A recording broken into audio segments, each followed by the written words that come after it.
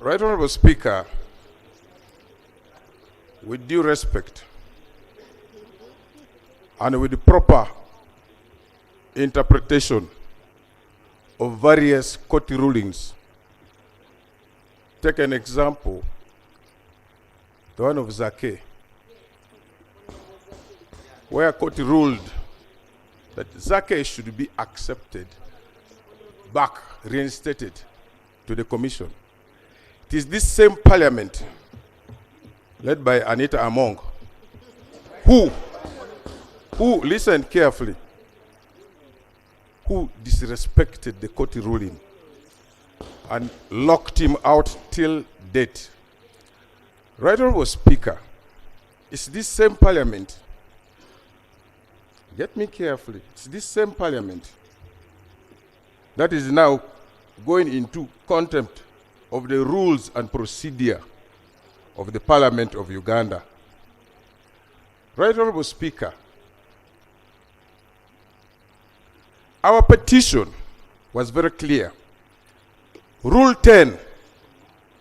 110 of the procedures of this Parliament gave us various options to launch our petition. We did not look at service award. Actually, the rule does not have a provision. The rules do not provide any provision as service award for impeachment. We have various options, grounds for impeachment. We have grounds of misconduct. Help me with my note. We have grounds of misconduct. We have grounds of having insane brain. Yes, in case a commissioner. And we have grounds of incompetence. And then we have grounds of insanity. So when you look at service award, was not one of our main grounds or the pillars for the petition. Therefore, the court ruling on service award cannot be a ruling to bring down or rubbish our petition. Right Honorable Speaker. Right Honorable Speaker, it must be in record that the 168 members of Parliament, 186, pardon me, the 186 members of Parliament who appended their signatures represent constituencies. And I want to give you guarantee to this House that each one of us has a minimum of eligible voters of 25,000. And if you check the 186, that's equivalent of about 4.6 million voters in this country who can determine a vote of a president. Right Honorable Speaker, we are begging for your indulgence. To be on record, our petition, which has met all the conditions, cannot be rubbished the way the Speaker is trying to do. If she wants to rubbish it, it shouldn't be in a manner of writing to us. The petition has met all conditions to be put on the order paper and we debate it. Why is it not being debated? We are not 100% sure that we are going to win, but we need a debate. We want to be heard. Why are you not being neutral? What is the problem with the Speaker Anita Among?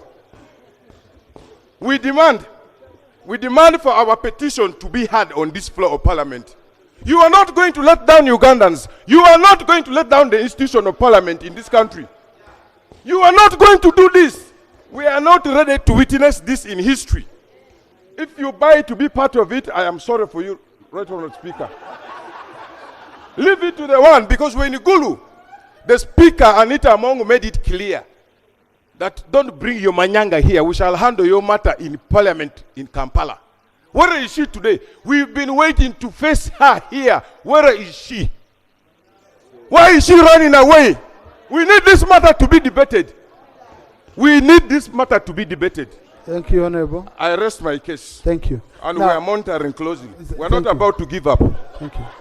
Now, Honorable colleagues. Thank you very much, Right Honorable Speaker, for allowing me this opportunity. Right Honorable Speaker, I rise on a matter that touches on the way this parliament is proceeding. We had an issue, and indeed we came up with a motion in respect to our commissioners for the removal of our commissioners. And we did all that is provided for under our rules. That included, among others,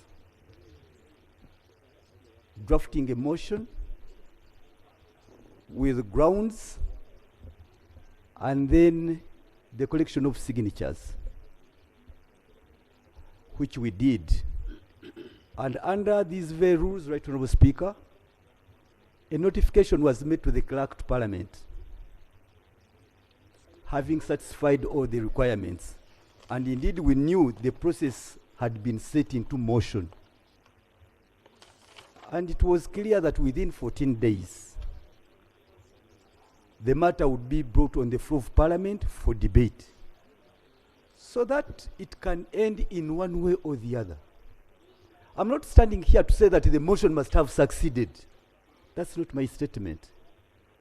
But I'm saying the motion should have gotten justice.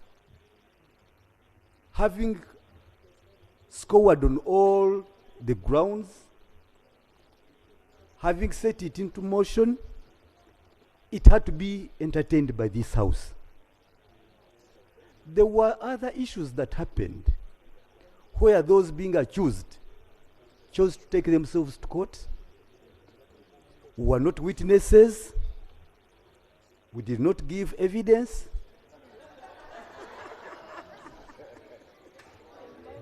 Thank you.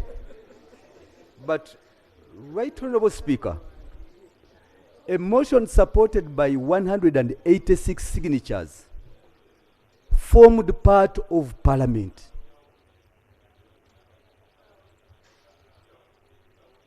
Right Honourable Speaker, the moment it gotten into the processes of Parliament, it had to be processed to its logical conclusion. To its logical conclusion. While we were in Gulu, I rose on the same matter, and the then presiding officer, the Right Honourable Speaker, used some other language, but then the essence was that will be handled in Kampala. And here we are in Kampala. Right Honourable Speaker, as members of Parliament and you, our leader, the Speaker, we are all subject to the rules. When without any justification, yes, indeed we got correspondences, but once a matter had gotten underway, it had to be resolved by way of chair. The Speaker in chair would give a ruling in one way or the other, having received this motion. And we waited. In one way or the other, we cannot go by letters. But the House had to be constituted, fully constituted, so that we get a ruling from the Speaker while seated in the chair, because that is the authority you get over this House. To date, we've not gotten that. And we are looking at the rules. We are forced.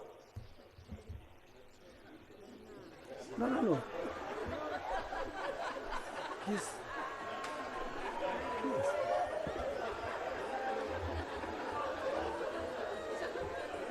Yes. Most obliged, Honorable Odria. Thank you for the input. And indeed, he's making me look at our rules of procedure and Rule 224. Rule 224, when everything else is stopped, we have no way out but to look at Rule 224. Rule 224 talks about the contempt of Parliament, where an act or omission which obstructs or impedes Parliament in the performance of its function, or which obstructs or impedes a member or office of Parliament in the discharge of his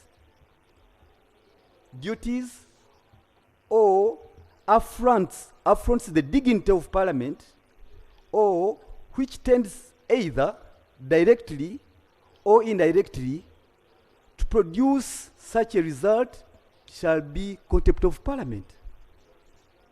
And we are extremely constrained, Right Honourable Speaker, with a lot of pain for us to go through the rules once again. You are our leaders. You are presiding over this house. But these rules don't give you also room to hold Parliament in contempt. They don't. And when we read the letters written that there has been a court directive, once court ruled that Honorable Zake be reinstated as a commissioner, and it has never been effected. How come that now the judgments are being applied selectively, Right Honorable Speaker? We are humble before you. We are before you. This is our house. Before you know it, Right Honorable Speaker, according to the evidence we have, we went to court and got a record of proceedings. And in the record, you'll be surprised. There are 2 sets of minutes of that very impugned service award. In one of the minutes, chaired by the Right Honorable Speaker, with commissioners, Honorable Matthias Mpuga, Honorable Akampulira, Honorable Sirwanyi, and Honorable Esther Foyochan, and other members of staff.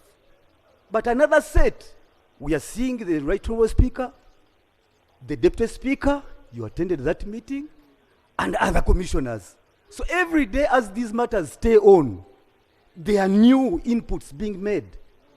And yet from the word go, the Deputy Speaker was not in that meeting. But finally what we are getting now, you are part of that meeting. And there are changes. Every day we delay, new inputs are being made, corrections to the minutes are being made, and we are left at a loss. So, Right Honorable Speaker, why are you doing this injustice to this house? Thank you. Why are you doing the injustice to this country? We are humble before you. But as we wait for your time to bid, you are putting in other innovations in the minutes. You are putting other record in the minutes. And we look ugly. This house is looking ugly. We are looking very bad, Right Honorable Speaker. And we thought we should avoid the technicalities. You must rule on this motion in one way or the other. We may lose the motion, that doesn't matter. But for the honorable members who appended their 186 signatures, they need justice to this matter. We can't just walk away. We need justice, because short of this, you will never get a motion to be supported and sponsored by members of Parliament. Thank you. And Right Honourable Speaker, as I take my seat, I beg that you guide strongly and firmly this House on our motion and what you want us to do.